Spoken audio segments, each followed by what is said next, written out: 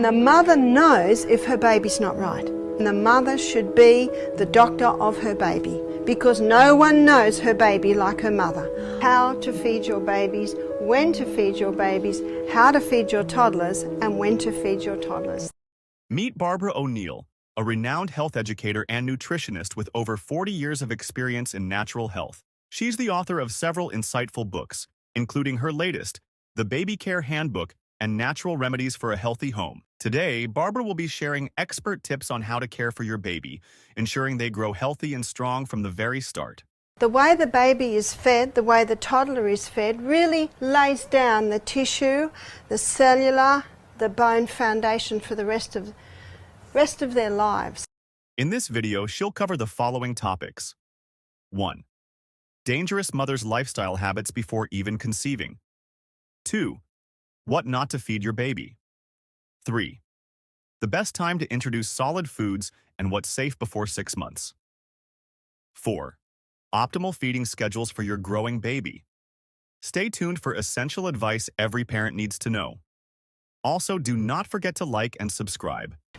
What I'd like to begin with now is I'd like to begin with the mother, because believe it or not, it's in utero, and it's actually even the mother's lifestyle habits even before she conceived that has a lot to do, plays a major part in the health status of the baby and how the baby grows. Now let's have a look, for instance, at the gut. And it is a hollow tube. And anything that goes into that hollow tube is not part of you or me or baby until it gets broken down into tiny little substances and then absorbed into the blood. And so nutrients in the blood, which are feeding every cell, are dependent on the proper function of the gut to break down that food into tiny substances. Lining the gastrointestinal tract is a thick layer of turf made out of Lactobacillus acidophilus bifidus bacterium, so healthy bacteria. But it not only plays a protective role, it is also important for absorption. When a baby is in utero, that baby has a sterile gut. That sterile gut is referring to the fact that there is no bacterial wall. And the baby takes on that bacterial wall, that healthy or friendly flora, as the baby goes through the birth canal of the mother. And so can you see that understanding this is very important for the mother to have a correct balance of microbes in her gut. What would interfere with this would be if the mother is a regular partaker of antibiotics. Antibiotics have saved probably millions of lives so far, and antibiotics kill bacteria. Let's say the mother had a couple of doses of antibiotics every year. And let's say the woman was on the pill, the contraceptive pill, for 5 years before she gave birth to her baby. That also interferes with gut flora. When the baby comes through the birth canal's flora is determined by the gut flora. So the baby is born with a compromised gut flora. Can you see where it's all starting? Now, what if the baby is born by CS? Let's say a baby is born by cesarean section. How much gut flora is that baby getting? None. Now, by the way, breast milk certainly will also put in some good gut flora. But can you see if the mother's gut flora is compromised, even her breast milk flora will be compromised. Now, on top of that, let's say the baby is not breastfed. Let's say the baby is given altered cow's milk, and many formulas are altered cow's milk. And because they're dried powders, by the way, homogenize and pasteurize kills off any flora that may be in that milk. But if you ask the farmer, he will never give homogenize and pasteurize cow's milk to the baby calf because the baby calf will not live. And if the baby calf does live, the baby calf will not thrive. And yet many babies are being fed these compromised cow's milks, compromised, altered, because they've been altered, granted to kill off the harmful bacteria. Cow's milk's very good milk for cows. The milk that is closest to human milk is goat's milk. And I've met many babies, many mothers who had healthy babies on the goat's milk. So if a mother cannot feed her baby, that would be the best option. Goat's milk is often considered close to human mother's milk for several reasons. 1. Goat's milk has a nutrient profile that is similar to breast milk, including comparable levels of essential vitamins, minerals, and fats. 2.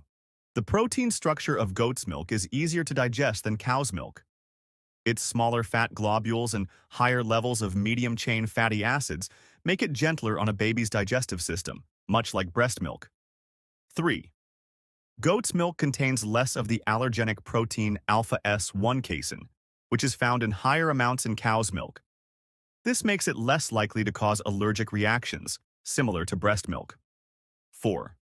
Goat's milk contains oligosaccharides, which are natural prebiotics that promote gut health, just like those found in breast milk. But let's go back to gut flora. We're going on a journey of looking at this gut flora. So the baby's born with compromised gut flora.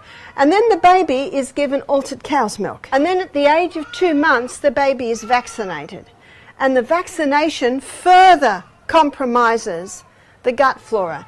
Now let's say at 4 months, the baby is given cereal. But did you know that it is all dependent on the teeth, the way digestion happens? The first teeth that a baby gets is 4 on the top and 4 on the bottom. And those teeth are called milk teeth. Do you know why they're called milk teeth?